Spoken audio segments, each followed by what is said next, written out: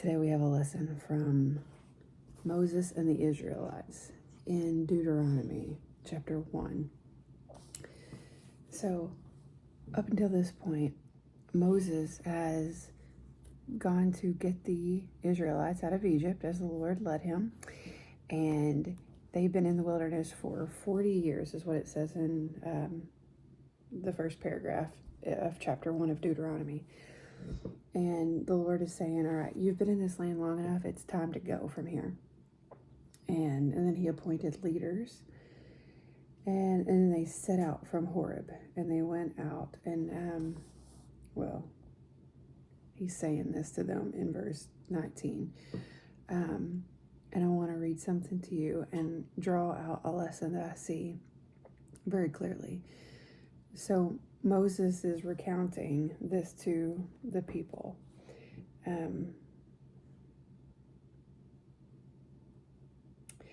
So he set up leaders and appointed them as judges, and he commanded them the words of the God that he had given to them.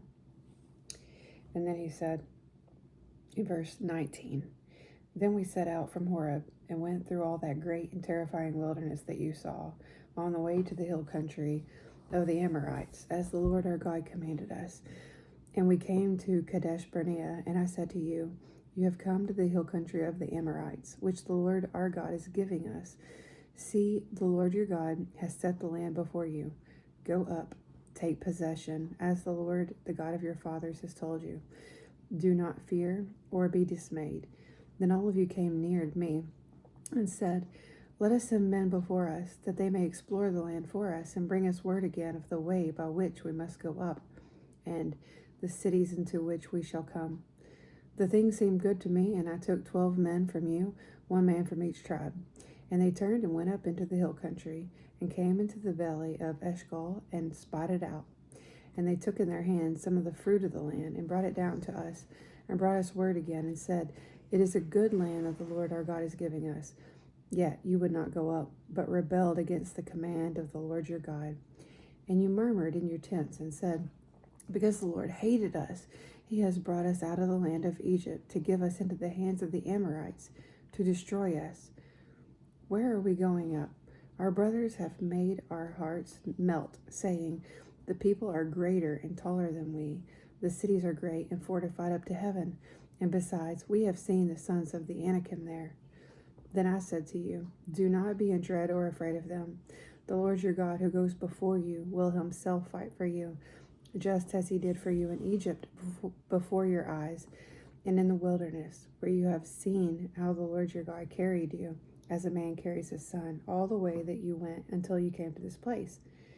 Yet, in spite of this word, you did not believe the Lord your God, who went before you in the way to seek you out a place to pitch your tents, in fire by night and in a cloud by day, to show you by what way you should go." So that was 19 through 33. The Lord had told them he was going to bring them into a land. They have known this since this was the promise to Abraham. And now they've been in the wilderness for 40 years, and now it's time to go up. And they have a command of God. But back to the last video that I talked about, when God says something, they had to believe it. And what I hear in their words in verse 27, they said, "Because the Lord hated us, he has brought us out of the land of Egypt to give us into the hand of the Amorites to destroy us." They did not trust God. They did not believe that God was going to fight for them, even though they had seen time and time again that the Lord was leading them and he was calling them into this land. So they didn't trust God, and they feared the people. I think it's really important to just remember that whenever the Lord says something, we can believe it. And the Lord wants so much for us to trust him. And there's going to be times in our lives where things are scary, and we might even have the fear of man to come upon us. But when we look at, I think we see things through the lens in which we wear in our lives. And some of us wear a lens of we have these old lenses that need to fall off. And for example, I have experienced some rejection in my life, and so a fear of rejection developed. And then when you wear a lens of rejection, you're constantly looking for rejection. And so, I might see a lot of good, but if there's one instance that might be seen as rejection, I would take it as rejection. Like, well, no, there it was. I knew it all along. And so if you're looking through a lens of trusting God, you're more like the spies who brought the fruit back and said, look at all this fruit. Yeah, the God's giving us this. But there was an action required of the people. They had to go up and take possession. They had to walk it out, and they had to obey.